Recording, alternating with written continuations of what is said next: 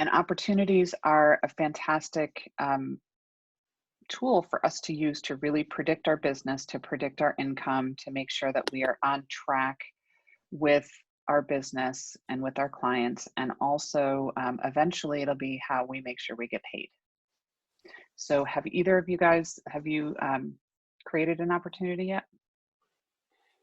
Yes. For what? Yeah. What kind of person? I think I've tried one of each. But this morning when you were showing how you could move it and jump it and then move it up, and I don't know how to do all of that. So I need to update mine. Oh, perfect. Well, now's a great time to do that, right? So I'm going to share my screen here. Okay, so we're just in Command. I'm going to come down to the opportunities applet. It looks like handshaking here.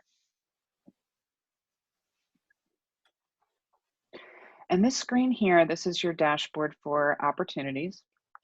And really, there's three main sections: listings, buyers, and leases. So listings are in green, buyers are in red, leases are in purple.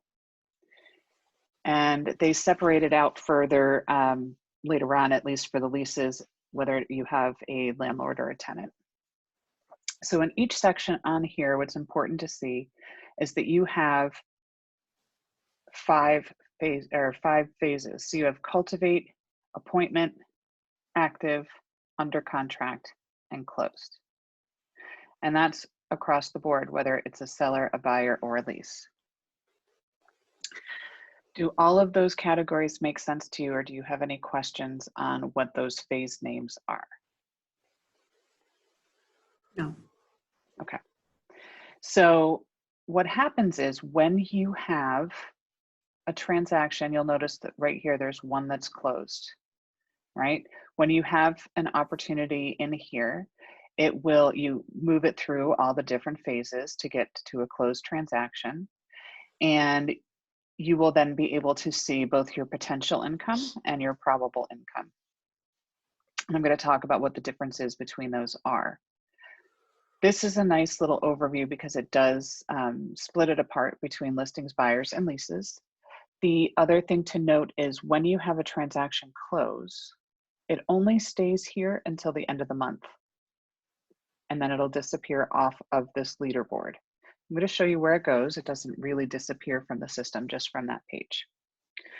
When you're down at the bottom, you are going to see that when you have different listings, buyers, and leases, it's going to categorize them all here and give you a number, and it'll give you a total, probable, and potential income for, just overall in your business, right? And then if you have any closings this month, they will pop up here at the bottom. Just to kind of go through the rest of the board, up at the top, you have an import. If you had a transaction in .loop that you wanted to import over, you can do that right here. If I click on import, it's going to ask you where you want this to go. So you are going to pick your name. You shouldn't have 4, you should have 1. And you're going to pick your .loop profile. So when I first started with Keller Williams, I was at a Bernardsville, and then I moved to Topsfield, and usually I have a third one over here that would be for Andover. When I hit continue, it's then going to give up to 25 loops. It's going to tell me I can do 25 at a time. I can choose by status, so I could say I only want solds. And hopefully it'll update. And then I could come in and I could say, which ones do I want to bring in? And I would import them. So I would select one, I'd say I want this one, and I would import it in, and it will bring it into, bless you, into Command. The other things, we have settings. So if I click on the settings button, it is actually bringing me into just the same as if I clicked on my name and clicked on settings and came down to client update. And this is a new feature that we're going to talk more about in our next class on opportunities, but I just wanted to show you that it's here. So let me just jump back over to opportunities. Hi, Lori. Good morning. Good morning. So we just went through all the different parts of this screen, Lori, really that it's broken into listings, buyers, and leases. And at the bottom, you have an overall where it's going to give you your probable and potential income that you can import from Dotloop. And before because we're going to spend a lot of time in the creating an opportunity part, so I'm going to hold off on that. So I had said to you, when you have a closing and you've moved it through, which I'm going to show you all the different phases into closed, you're going to notice at the end of the month, it will disappear off of here. And that's because this leaderboard is keeping you up to date, you know, with it. It won't be potential or probable income if you've already gotten it, right? Hmm. You have here all opportunities. So when you click on that, this is going to show you all opportunities that you've had for quite a while. Now, when I had just imported in some of these at the bottom, and I have to figure out why it's showing zeros because those all closed. Those were all transactions from Dotloop. So for instance, if I came in here and I clicked on this, this is a transaction. I brought it over from Dotloop. So all of my documents have come in, everything's in there, right? But I've got all the information that closed on Halloween. And I just wanted to point that out because here it is, right here. So it doesn't really go away forever. It just drops off of this screen at the end of the calendar month. So the first thing I wanted to talk a little bit about is why you would create an opportunity, because there are different, first of all, everyone runs their business differently, but there are, obviously, if you have a listing, if you have a buyer who's, you know, you're showing homes to, you're getting documents signed, you're going to want to have an opportunity for them. Same with leases.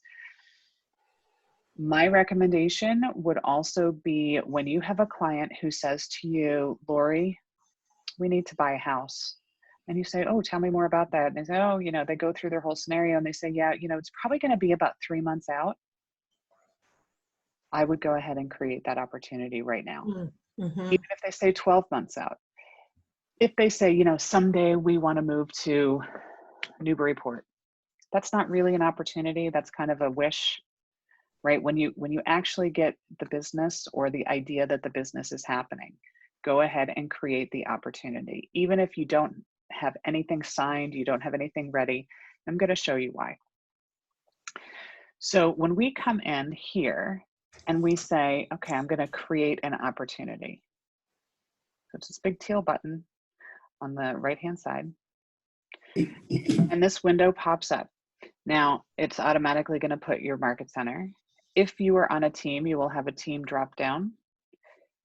This is probably one of the most important on here is you need to pick what type of opportunity it is. I haven't tried it recently, but I know that at least a month ago, you could not change it. So if you went in and you created this whole thing for a listing and then you realized, oh no, they're really a buyer, you're going to have to start over. So really make sure what you pick. If you, just a quick question, can you delete them? Yep. Like, well, it's more like archiving. Okay. All right. Owner's always going to be you, but if you are on a team, you would pick, depending on how your team runs, it would either be you as an agent or it would be the head of the team. And that depends on how that's structured. Now for client, you're going to choose the client. So I'm saying this is a sale. So I'm going to come in and I'm going to pick my client who's sitting next to me and doesn't know we're selling our house. Now, because in our contacts record, I have linked us together with a relationship, I can easily just come in and pick who the co-seller is. Now, right here, this is probably the second most important. Excuse me, would the co-seller generally be the other people on the deed? Potentially. Okay.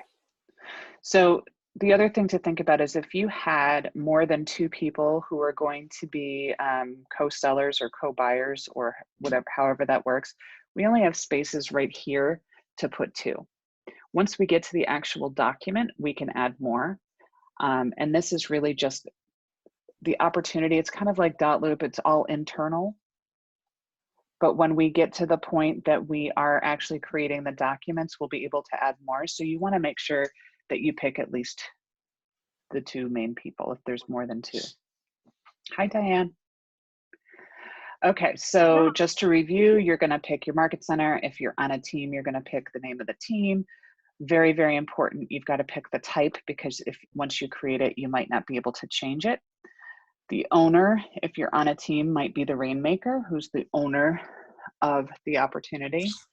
You're going to put your clients' names in here. So again, your clients need to be in your database. So they need to actually be contacts.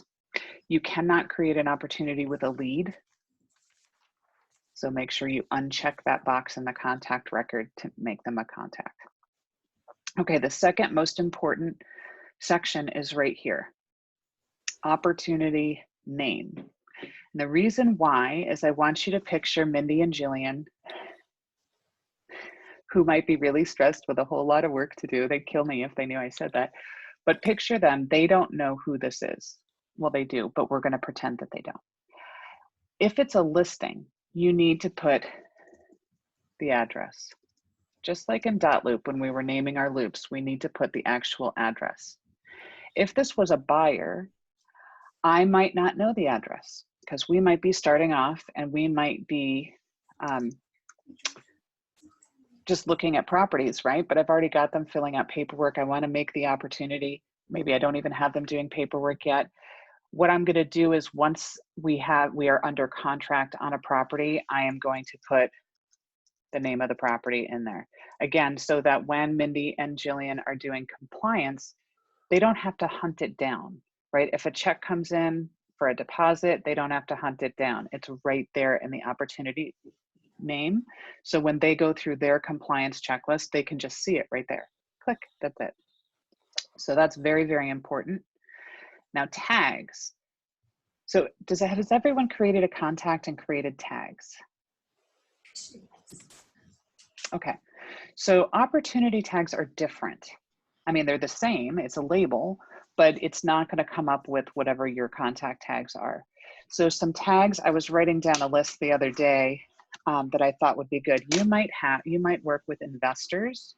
You might work with, so it could be short sales for sale by owners, luxuries. You might have a specific neighborhood tag. And when you want to be able to search all your opportunities based on a tag, you want to make sure that you have that in there.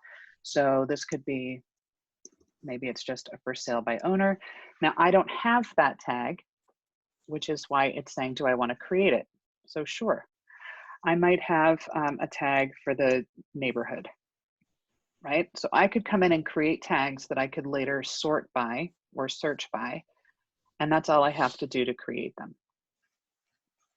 Now, if this is a buyer, so I'm going to get rid of these because it's a buyer. I've named it. I don't have a closing date. We haven't even signed a piece of paper yet, right? It's a potential opportunity. So I'm not going to put anything in there. Time frame, I could go ahead if I want. It's really just for me. I could put that in there.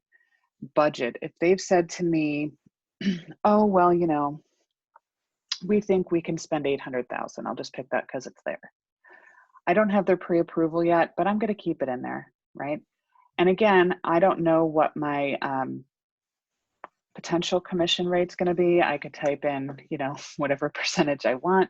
So, you know, we could just kind of go with an average for now, because what's going to happen is these fields on the page that's, you know, kind of grayed out behind us, the potential and the probable income are all based on what we put here. So if we're putting this as an opportunity that's really a future opportunity, we still want to be able to get that probable income or potential income. I would recommend, unless you know you already have an appointment, that you start at the cultivate phase. And then the stages we're going to go through in a minute, but for the cultivate stage, we have watch, nurture, or hot. It does not really matter if you change these here. We can go in and change them after. So I'm going to hit create. So all I've done is at the top here, I hit create opportunity. And then I went through and I filled out as much as I know at the time. And all of it's changeable except for the opportunity type. So I'm going to hit create. So Sarah, I have a new buyer, just signed buyer agency and the mandatory disclosure. So those will pull right from Dotloop. Yep, we can import them in. Okay. It won't pull it without us doing a few things, but yes. And where is that import again? Well, I'm going to show you. Don't worry. Okay. Okay. So on here, I get to the details tab. So if I go across, all of these things are separate tabs. So detail, buyer profile, documents, offers, commissions, notes, and timeline. So it already is going to open up for us the details tab. And again, I could click on these and go straight to my contact. So if I need to make changes, I can click right on the pencil and it will open up a new window, which ironically has a lot more information on it than the last one. So again, I could create custom tags. These are the two that I have right now. Okay, so what's interesting is before we had estimated closing date, now we have appointment scheduled date and the actual appointment date. So to me, it all depends on how you run your business. If you're going to go in and say, you know, when are we actually going to schedule the appointment? And when are we actually going to have the appointment? And when did you win the agreement? So this would be, when was your offer accepted? What is the contract date? What is the close date? Again, you don't have to fill any of these out. None of these are, you know, like stage and phase both have the red asterisks. None of these are required. But once you actually get to that point, you would come in here and you'd say, okay, well, now we have the contract signed. Now we have an official closing date. You'll come in and change that. You might be changing the budget. You might be changing the commission rate. You can come in and they say, oh, you know what, it's going to be a conventional loan. You can choose that there. But once you do the initial and you save it, you come into the screen, you do get more options. The next thing is, once you have an actual property, you can come in here and you can start to put the property in. Okay, and then you can hit save and that will start to fill that out. So all we've done is on the main page, I'm just going to review. We've hit create an opportunity. We've gone through all of these fields. We got up to that main page and did a few tweaks. But now you can see under cultivate, I have one, the number one under the little plant. The volume is 800,000. My husband doesn't know we've upped our price range here. And you know, we've only been on for 0.1 of a day. But you can see here that I have a potential income from that of $20,000, and I have a probable income of 1,000. So, What is that probable income? yep, I'm going to show you that, but I just wanted to make sure. Besides that, does everything kind of make sense so far? Yes. Okay, so do all of you have your command open? Yes. No. Okay, can you go in and create an opportunity?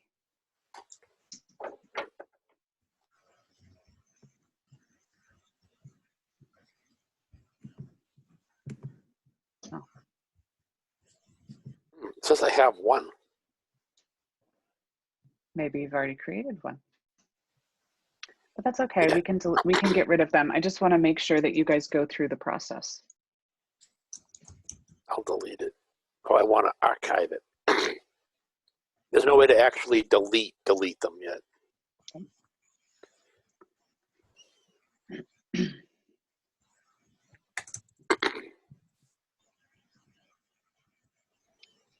So let me know any questions that come up. I just want to make sure when you go through it that it all makes sense.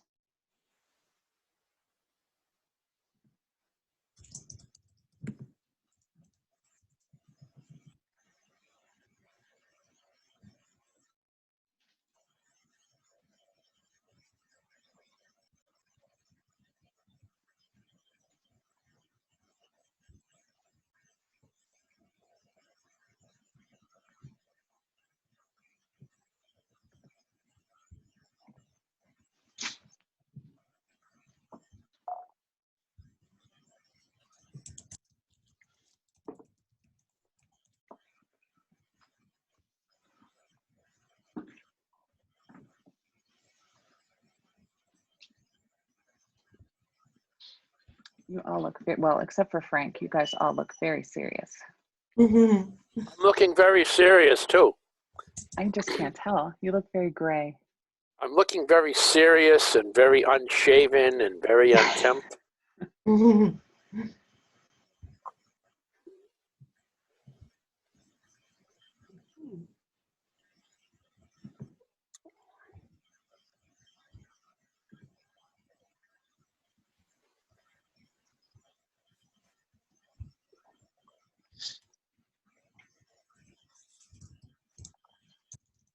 How are you guys doing? Any questions? Doing fine. Right now, I'm going to watch. So I've created that. Okay, so I've created the opportunity, and I'm on that page you get when you create. And then when I go after that, I go details, seller profile, or what do I do? Let me just go back into there. So you're on this page Yes. right here. What I'm going to have you do is actually just go back and click on the hands back to the opportunities window. So click right on the shaking hands Okay. and just let me know. You guys can give me a thumbs up or let me know when you are there. I've got things. I'm there. I've got one opportunity, and now what? I mean, one cultivate, and now what? Okay. So now again, you can see it's giving you the volume, right? And it's giving you your potential. When you scroll down, it's changing up at the bottom. So again, you can see it's now giving me a potential and a probable here at the bottom. Okay, so we've talked about how these are all phases, right? The cultivate phase, the appointment phase, the active phase. So for each one of these, we want to Excuse me, set. Sarah. Mhm. I know this question was asked before. What's the difference between probable and potential? Is that I get to keep the whole commission, or? So what it is it's adjusted based on the stages. So we're going to get into stages now, and each stage has a probability of closing. Okay. So we look at the different phases, and Right. each phase has stages. Okay. So I'm going to go ahead and I'm going to click on my buyer cultivate. So I can see here.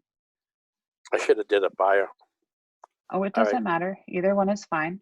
So I can see that it's here.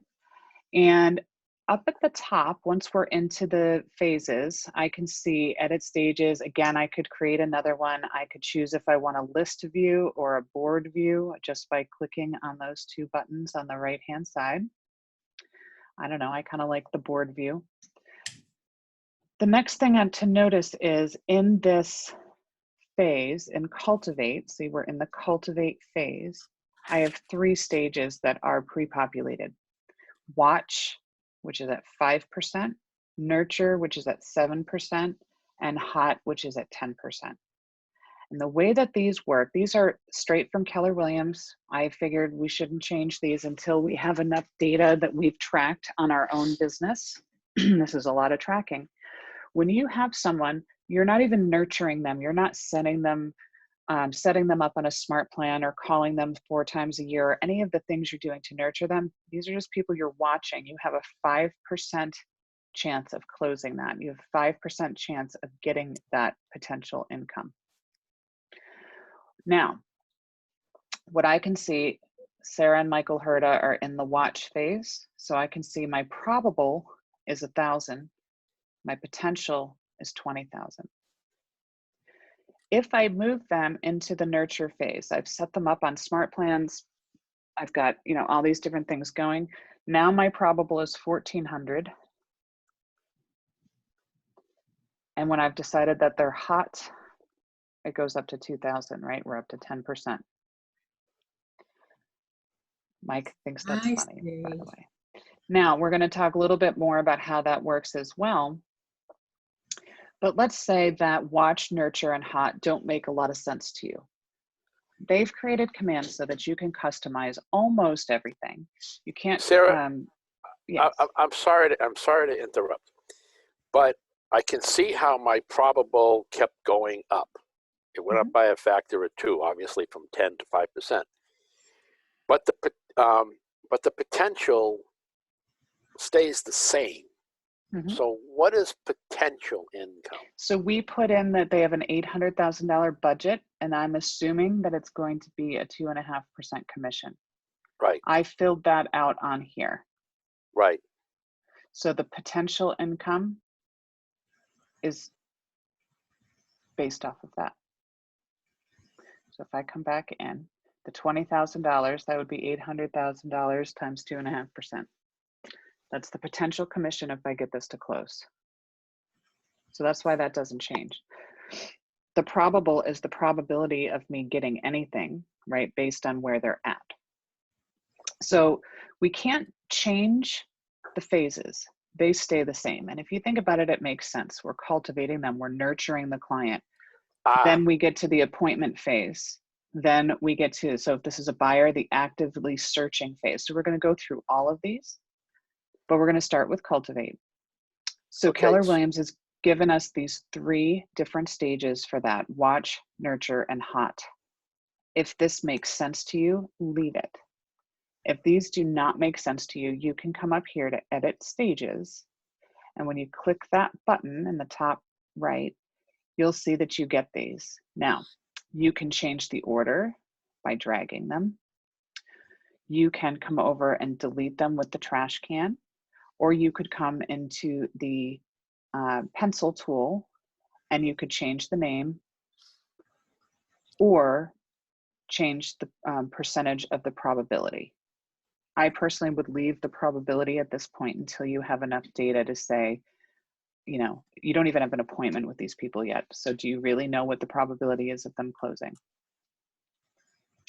If you wanted to add one, so I'm going to add one that's similar to what I did in the listing side. Smoking. They're smoking hot. It's not just that they're hot, they're smoking hot, right? I have to giggle, you know. Now again, I could move them, I could come in and edit them, I could delete it. All that you need to worry about is whether or not these names make sense to you for how your brain works and how you're categorizing people. You could delete them, add stages, change the names, and all of that. Okay. So I want you guys to go through and just add something. We can delete it, we can edit it, we can move it, but go ahead and add a stage. Just click add stage and go through and add one.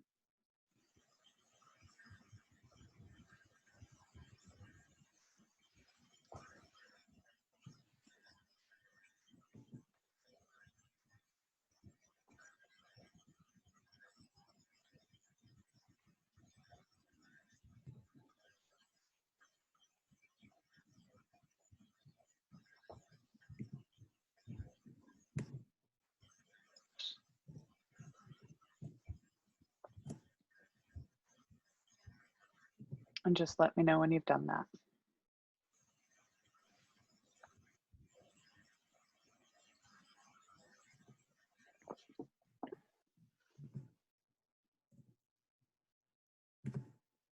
Okay, are we good? Everybody's added a stage? No. Nope. Okay, go ahead. I think I missed the first step. Okay, so when I'm in Cultivate, which is right here, Right. I'm going to click Edit Stages, which is right underneath my picture on the top Oh, right. yeah. Edit stages. There you go. When you're And in then cultivate. Yeah. where Add a that- stage. So Lori, I'm going to back out to the beginning. Yeah. Yep. I'm just going to click right on Cultivate. And then I'm going to click I at didn't the see top. where cultivate is. Yep. Oh, I see it now. Sorry. And then Edit Stage, and then you can add them.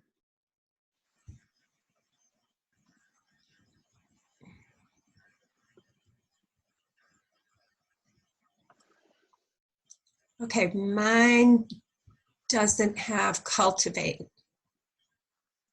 So if I go back to the beginning, Yep, I'm in the beginning. going down here, whether you're in listings or buyers, see how the first one here with the plant, it's called Cultivate.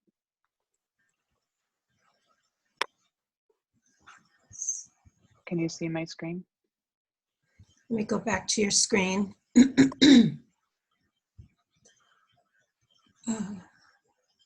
Okay, I have to go into one of those. I see. Got it. Got it. Now, if I switch to appointment, you're going to see I have different stages. I have scheduling, scheduled, and kept. And at first I thought, well, that seems like a lot. But when I started looking at the percentages, it started to make more sense and be more important to me, because when you really think about it, let's say Diane is my client. And Diane and I are talking and we're still scheduling. We're going back and forth. Are we going to do Friday at 2? Or are we going to do Saturday at 10? Are we going to do, oh, I don't know. Let me check my schedule. Oh, I've got to check with my husband. I've got to check whatever. We're still scheduling. This could take a while. And your probable income from that is about 10%. So if we're really looking at this, how do we have a predictable business and how do we keep on track of where we are? We want to make sure who's still stuck in the scheduling part. We don't even have the appointment ready to go. So I've kind of changed my opinion on that because I think it's really important. Once we have actually scheduled the appointment, so now I know Diane and I are going to meet on Tuesday at 4 o'clock, right? That's now I'm in this stage. So 20% chance of that closing. When we've actually kept the appointment, so Wednesday morning or Tuesday night after we've had that appointment, I've jumped up to 30%. Again, under active, we have searching, because remember I'm under buyers, searching for homes, showing homes, negotiating on homes. Legacy is, it's when you're bringing people in from, say, Dotloop. So we won't worry about that one. When we get to under contract, there's escrow, inspections, appraisal, financing, clear to close. And then when you get to closing, you're either closed or again, it's a legacy when it's coming in from something like Dotloop. So I went through those kind of quickly, mostly because I just want you to see that they're there. I want you to see that for each different phase, you have different stages. And again, I could move into the appointment stage or phase, and I could say I want to change what my stages are. Maybe I need to add one and so on. So you've got this right here that you can do that. Again, you just click add stage. I could write in whatever my stage is going to be and what my percentage is going to be and save it. It's going to show up. And then obviously I can delete it. So when you think about how you run your business, I want you to think kind of broad terms, just like how these are. And also the next thing that we're going to go into will make the difference between scheduling and scheduled and kept it'll make a lot more sense to you. But does that make sense? So you have the same phases no matter what type of transaction it is. You're going to have different or similar but different stages for each one. Does that make sense to everybody? Okay. Yes. So Just one thing though, so that as you move through cultivate, appointment, active, and so on, those percentages automatically increase, the probabilities and stuff automatically increase. Mm-hmm. So then the percentages in the previous one don't mean anything because now you're in a new phase. Okay. Once we've kept the appointment, if you look, my probable income is 6,000 out of the 20. So you've really started to move up. Let me just see here. Okay, so the next thing that I want to do is talk about editing what's called checklists. So if I go back to Cultivate, and I'm gonna move this over here. When I'm in the watch phase, you can see how it says here, 0 out of 4. Those are what's called checklists. So I've completed 0 out of 4 checklist items.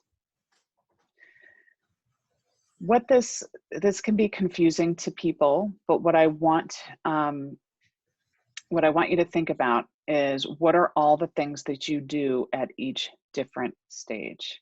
So for instance, I'm going to click on edit stages, and you can see I started to put a few in here. If I have someone in the watch stage, what are the items that I want to make sure that I do? So I have in here, get phone number, get email, get address, and update database, right? Those are 4 things that I want to make sure that I do when they're in this watch phase. Sorry, watch stage. Again, just like before, I can add an item. I could say, I don't know, whatever it is that I want to do, I could go ahead and add that in, and it would add more to my checklists. So one thing that I can share with you, I'm just going to switch my screen over. So I started breaking down for me what I do during each stage. So if we just stick with buyer here, and I come in and I look, what is it that I'm doing if they're at the watch phase? Well, I want to get the phone numbers, emails, address, birthday, and update database. So do I have all those things in there? Well, I don't have birthday in there. So I'm going to say add birthday. And I can just drag that up to change the order. Now, again, in case you didn't hear it before, we're going to talk about what the client update thing is after. So don't even pay attention to that yet. Now, what's nice is at the top, it's reminding you where you are. So if you step away from your computer, I know for me, sometimes I come back and I'm thinking, where was I? I can see that I'm in buyer, cultivate, watch. Okay. So when I hit save, you can see now that I've got 5 items right here. If I look back at this, it should update to say 0 out of 5. It might take a minute. So what I would like to see you guys do is just create a checklist item. So we're going to come into edit stages. We're going to click on it. It might say 0 of 0, but we're going to click under checklist right on that area and just click add an item. And hit save.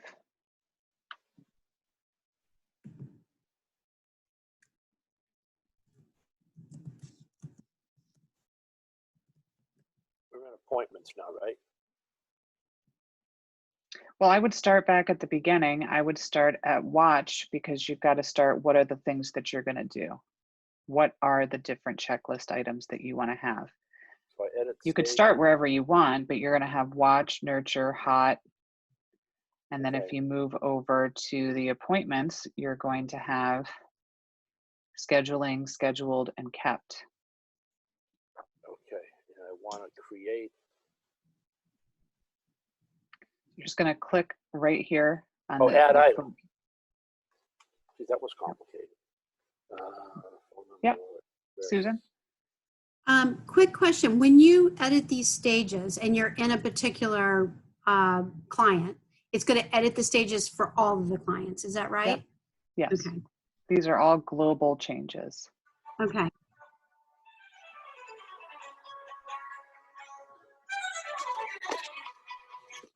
Can I call you back? Yeah.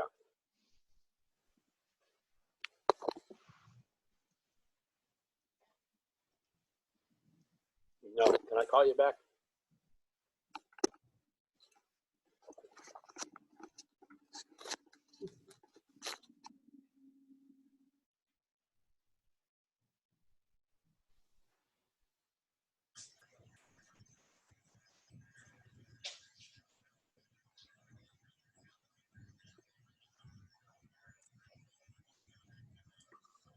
I am blown away by how robust the system is. You know, it really is. And when we start actually using it to the fullest extent that we can, I think that it's going to become very easy. If you don't fight it, it's going to become very easy to be very organized with your business. Yes, So you can see here's that. the thing. I could come in and I could say, I'm not going to look at these checklists. This is, you know, whatever it is. But if I just came in and said, okay, I've gotten all, yep, I've done all of that. Luckily, it's my husband. I know all his info, so I can hit close. Now I'm at 4 out of 4, right? I've done all the things that I need to do. So for me, this is great. Then when I move into nurture, it's going to change because I've only put 1 in there so far. Now, I could click right here because, oops, the difference is, as I go click happy, sorry. If I'm here, this is the checklist for this transaction. If I come up here to edit the stages, this is editing like on a global level. So this would be for all transactions. So it's a little bit of work that we have to do. And I don't say that lightly, because if we really go in, if I pull this up again, and now granted, my business might be different than yours, so I don't like people to think that I assume that everyone works like I do. If I'm going to go in, this is just the buyer side. This isn't even the listing side. And if I go in and I add all these different checklists, items into my buyer side transactions to every phase and every stage, that's going to take a while. It's not like a quick 2-second thing. It might take you 30 minutes. It might be a big thing, but then I won't have to go back and do that again, because, from then on, every transaction, when I move, from slot to slot, I've got the individual checklist for that transaction. So if I came in and I could see that, okay, well, now I'm nurturing them. So the one I put in so far, follow-up call or mailer, did I do it? Sure. We'll just say that I did it. And there you go. It says that I've done 1 out of 1. If I wanted to make sure, did I do what the previous ones were, I could back up. It's already showing me I did 4 out of 4. So even if I move it, it's not forgetting what I've already done, which I think is great. Because Yes. that way, we know we're on track. So when we come in and we look at our business and we say, okay, wait, where are we? So I just want to make sure that you guys add some checklist items. Mhm.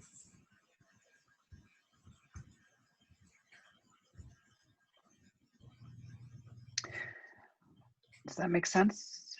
Do you guys Yes. need another minute? Nope. Okay. So if I go back just to the main screen of opportunities, what's great is now if I had kept them in appointment and all of this, my income would have changed, right? All those numbers would have changed. If I come to all opportunities at the top, so this is going to show everything. So the bottom one here is what I just put in. If I had added a tag, or if I wanted to sort by what stage people are at. So if I'm coming in, I mean, that's great. I can look at closings that I've input in here, but I might instead want to look at what phase people are in. And all I have to do is click. If you look, a lot of these, you can see next to type, when I hover on it, I get a little arrow. When I go to phase, I get an arrow. Commission, I get an arrow. Closed, and unfortunately not tags. I'd have to do a filter search. But without doing too much, I could come in and say, well, I want to sort by type. So these were listings, these are buyers. Okay, well, I want to sort by phase, right? Because I want to look for all of the transactions or potentials that are in the cultivate phase, because I know that I need to address those. I need to say, okay, wait, why are we still in cultivate? How many of these people, am I on top of? Tags can help as well, because you can sort based on whatever you choose to do as a tag. So this is really great. Again, how to keep your business on track. How do you move them from cultivate to appointment? If I came in and I saw Michael Herta is still in the cultivate phase, and well, because it's Michael Herta, he might be sleeping in the basement. He's laughing, just so you know. He's like, what? But this gives me kind of, what do I need to focus on? Another thing I can do is use the filter option, which is going to work similarly to the contact one. So again, I could come in and I could say, I want to look at, buyers. I want to look at who's in the cultivate phase. even if I just kept it like that, it's going to come back and just pull those up for me. If I said that I didn't care if it was a buyer or a seller, I just want to look at who is it that I'm still in the cultivator appointment phase, because, you know, I need to get these people moving. I only have my fake transaction here, but that would show both of them. So you could not look at your closed ones if you don't want, or you could look at what's active, under contract, and pending as well. And again, I only have the one, but it's easier to look at on the eyes when you're looking at what do I need to do? Because if I take off the filters and I have all these closed ones, that's not really going to help me. At least for me, the way that I think, it's not going to help me easily get to what is it that I need to do today. Now you can also search by address or contact. So if I couldn't remember anything, but I knew that it was under Herta, I just type in Herta and that's going to come up because that's who the contact was. Now again, if I click on the name, it's going to open right up into here. So that really is the beginning of the opportunity. So if you start doing this with all of your potential clients, right? I mean, it's great if you have someone who's already making offers, getting ready to list their house. You're in the middle of the transaction, absolutely. But think about using this regardless, even just to track those potential opportunities, because again, it makes a difference when you can come in and you're like, oh, I don't know, maybe I'll go and wash the dishes again or do something. And then you're like, wait, $20,000, I need $20,000. What is it that I need to do? And you're going to come in and you're going to come, who have I not talked to? Let me really look at what it is. I don't know about you, but for me, that's like a really big motivator, because sometimes it's easy to say, oh, we're in the middle of a pandemic, I can't talk to people. Oh, it's raining outside and yeah, I stubbed my toe, so I can't do what I need to do. We always find something, and that's really my point, just to be silly. But when I start to look at it numbers wise, and I could see, right? So if, oh, the neighbor talked about this and, you know, blah, blah, blah. And my friend Joe Schmo, he said he's going to do that. And I've got this one. And I start to realize how much money I could potentially be leaving on the table. I mean, that's a really big, for me, it's a really big motivator when I've got, you know, gee, if, you know, my kids really want to go to Disney, and how much is that if it ever opens again, and all of that. You know, all these different things that we want to do, or that we want to have to provide, or we want so many months of an emergency fund if, God forbid, this happens again, and whatever else. Well, right there, that would be a nice step towards that, right? So use it for whatever you want to use it for. But it, you know, when you're in there, it's a fantastic way to really start to predict your business and see what you are not doing. In our next class that we do on opportunities, we're going to go through a lot more of the new features that have come out. The client notifications is a brand new feature. Also, just looking through the different tabs, I'm interested that it said that I'm not registered with my app because I have, maybe it was a different profile because I have 2 or 3. Documents, this is where you would either, we're going to get into this as we move into DocuSign, but Laura, you had asked, how do we bring information over? So if I already have things in Dotloop, I could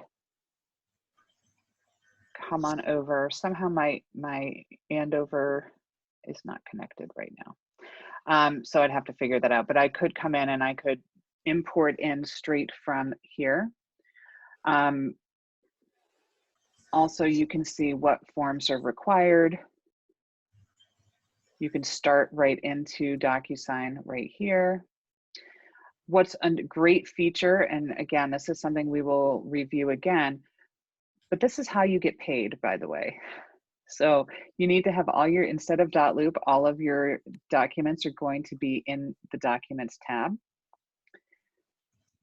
Once you have an offer, it depends on you, how you want to track it, but let's just say you are, so this is a buyer, we are making an offer. We're going to say create an offer.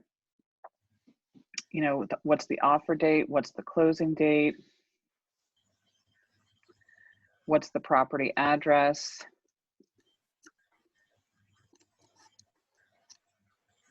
We click on parties and we say who people are. Now it automatically came up with Michael because he's the contact that I associated with this opportunity.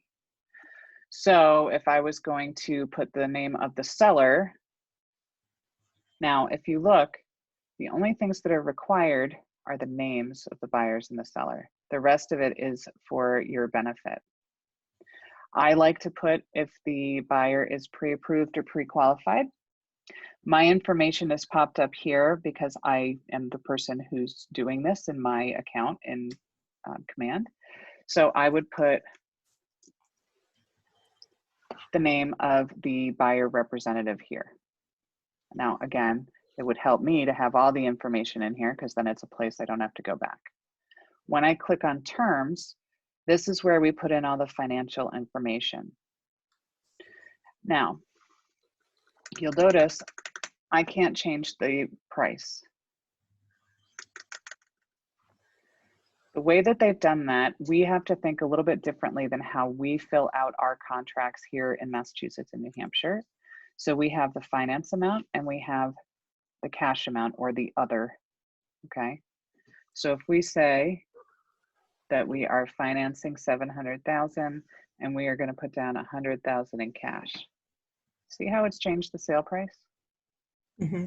So when I look at first deposit, second deposit, and the money they're bringing to closing, that's your third deposit. That's what they're calling cash here. Anything that's not financed. So I know that this is a little bit challenging for people who don't think this way, right? Because when we write out our offers, it's first deposit, second deposit, mortgage amount, and the rest is what they're bringing to closing. Here they've called it cash and finance amount. So we still get to the same sale price. Out of that amount, what is the earnest amount? Now, obviously this wouldn't make sense because if I'm only putting down 100,000, it's not 20%. So I could sit here and go crazy and try to figure out, you know, well, what percentage is it? Or I could just come in and type in the amount and it's going to tell me the percentage. So that's kind of just to know that this one, it works both ways, whereas the top one, sale price, you can't change. We don't typically have option fees or termination. This is where you would put it in if the seller is going to contribute to closing or settlement costs. And then you have agent analysis. Now I can tell you from a buyer standpoint, buyer representative standpoint, I don't typically do this. From a seller standpoint, I would put in, you know, no home sale contingency and, you know, whatever things, no home inspection, waiving home inspection, whatever it is, and save that. So now I have here the offer. If I have multiple offers, I can do a comparison. It's a nice spreadsheet that I could send to my client that shows all the key terms of both offers, and I can accept or reject it. Now, this commissions tab right here, this is what's replacing green sheets. It has not yet replaced it yet because we haven't done the full transition over, but I want you to watch this word commissions when I hit accept. Ding. Now commissions is active, and when I click on it, it's going to tell me, well, I didn't complete everything, so it's not going to go through. But it's telling me right here, my commission is 20,000. I'm paying 1,200 in royalty. I'm paying company dollar to this, and I'm making that much, right? It goes through and breaks down the split on everything. Does it also have a way to make contribution to KW Cares there? Yep. Okay. You have KW Cares, you could do bold. If you had a referral to another agent, if you pay a coach, if you pay any of these things, you can put it in there. If Lori, if you and I were working this together, and even though maybe it's in my name or I'm the one who's filling out all the paperwork, and we're going to split it 50-50, or even though I'm doing the paperwork, you're getting 60 and I'm getting 40, could go in and do all of that in there. Okay. So I just changed my thing because I don't want Mindy to see it and be like, wait, what is that? So When I change the response, the commissions tab goes away. Now I How did also you have, change the response? so if I click accept, then I have a change response Oh, got it. button, and I just say, yep. So that's really just kind of an overview. What I'd love to see you guys do is start back at the shaking hands icon, go through, no matter what type of transaction, you're going to have 5 phases: cultivate, appointment, active, under contract, and closed. And when you go through each of these, you're going to see that you have similar, although sometimes different, like when you're an active listing, you're in the staging phase, then the showing phase. So the staging phase, you're probably not actually active yet. The showing phase, then you're having negotiations, et cetera. You go under contract, you've got escrow, inspections, appraisal, financing, clear to close. So it's very similar if you are in leases as well. So go through and if you can, build out your checklists for each, it's going to take a while. Maybe that's that thing you do. My husband and I joke, what could we be doing instead of watching TV at night? Although sometimes after 9 hours of Zoom calls, it's nice to veg. Mm-hmm. So if we have an transaction that is already under contract phase, we would just, there will just be nothing in all of those other stages. Or if we attach checklists, would we go in there and check off all those things? You could, but you have to remember that all of those things, like the checklists, are really for your benefit. Okay. So for you getting paid, you just follow all the forms, that checklist, the residential sales checklist, make sure you have all the forms in. The purpose of these checklists is for you, so that you have something to say, whether you're not writing it on a paper, oh, what do I need to do? Oh, what was the date for that? It's how do you make sure that you're on top of it? So when you're in the inspection phase, you just drag it over to inspections, you finish that, now you're waiting for the appraisal, right? You're dragging it over. So yeah, while it's fun to see, oh, now I'm 18,000 instead of, once we get the financing contingency met, and then we get the clear to close, we'll look at that. Now we're just sitting around and waiting, and then when we actually get to the closing table, we can say, oh, look, we closed. And now we're at that point. Awesome. But all of those checklists is really for you, so that you have kind of, what do I need to do? Where am I? Where am I with my business? Because if you can imagine, let's say that I had, if I just go into here, pretend that these were all active clients or potential clients. It's not, all closed. Well, think about how it might get confusing. What do I need to do today? Am I on top of all of my clients? If I have people who I'm cultivating them or I'm nurturing them, and then I have people who are maybe out looking at properties, or I have people who, we're writing up offers. Am I making sure I'm doing all the things that I need to do for each one? Because believe it or not, once you start getting 5, 6, 7 things going on, or what about all those potentials, all the people who say to you, oh yeah, we're thinking about it. Well, that's money that you could be leaving on the table if you don't follow through.